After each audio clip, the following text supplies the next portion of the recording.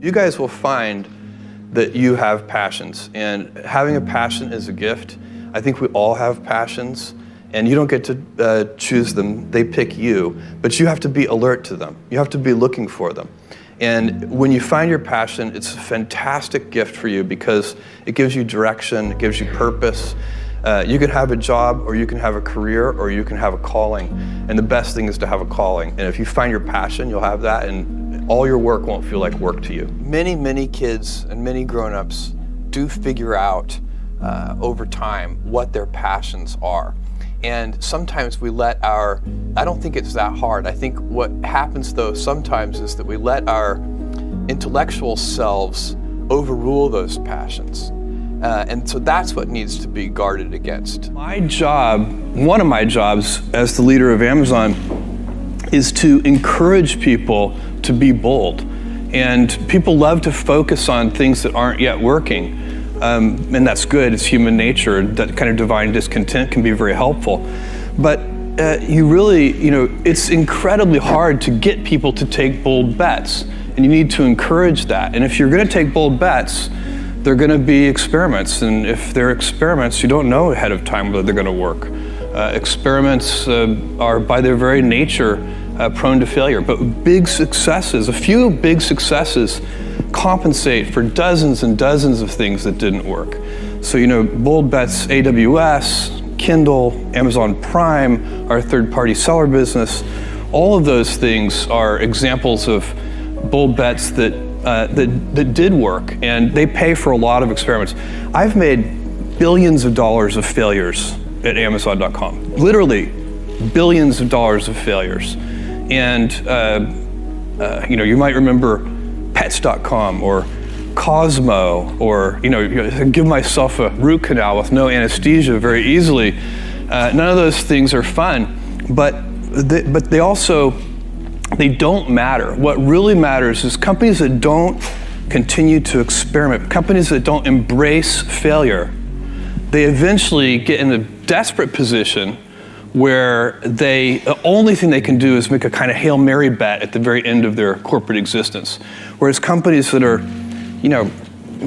making bets all along, even, big bets, but not bet the company bets. I don't believe in bet the company bets. That's when you're desperate. That's the last thing you can do. It's not, you could be out of work and have terrible work-life balance. Even though you've got all the time in the world, right. You could just feel like, oh my God, I'm miserable, and you would be draining energy. And so you have to find that harmony. It's a much better word. And I think for most people, it's about meaning. People want to know that they're doing something interesting and useful. And for us, because of the challenges that we have chosen for ourselves, we get to work in the future, and it's super fun to work in the future for the right kind of person. You need to be nimble and robust. So you need to be able to take a punch, and you also need to be quick and innovative and doing new things at a high speed. That's the best defense against the future.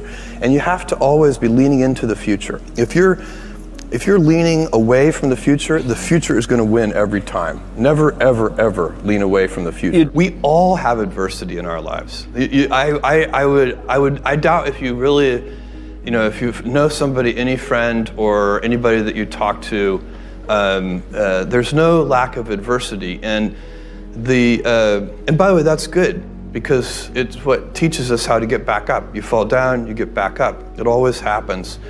And you get certain gifts in life, and you want to take advantage of those. But I guess my advice on adversity and success would be to be proud not of your gifts, but of your hard work and your choices.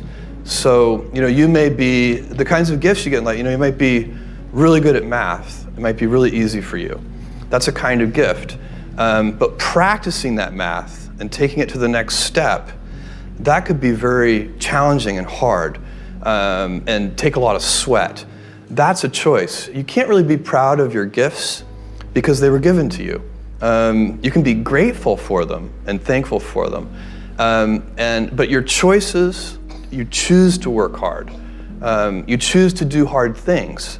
Those are choices that you can be proud of. Being an inventor requires, because the world is so complicated, you have to be a domain expert. I mean, in a way, even if you're not at the beginning, you have to learn enough so that you become a domain expert.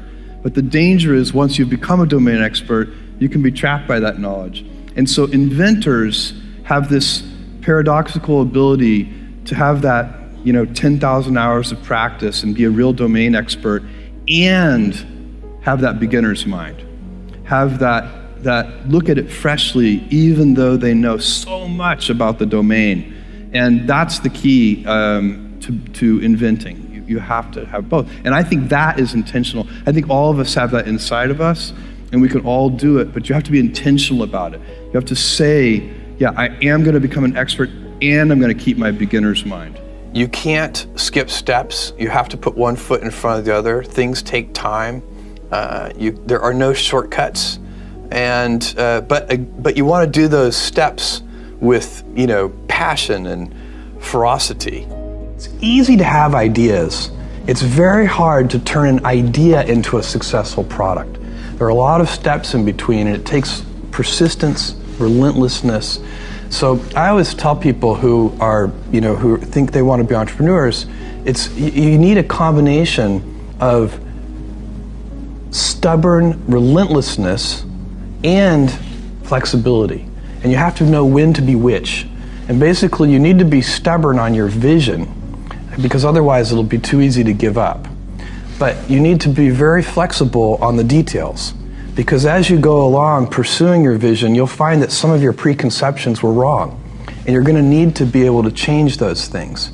So I think taking an idea successfully all the way to the market and turning it into a real product that people care about and that really improves people's lives is a lot of hard work.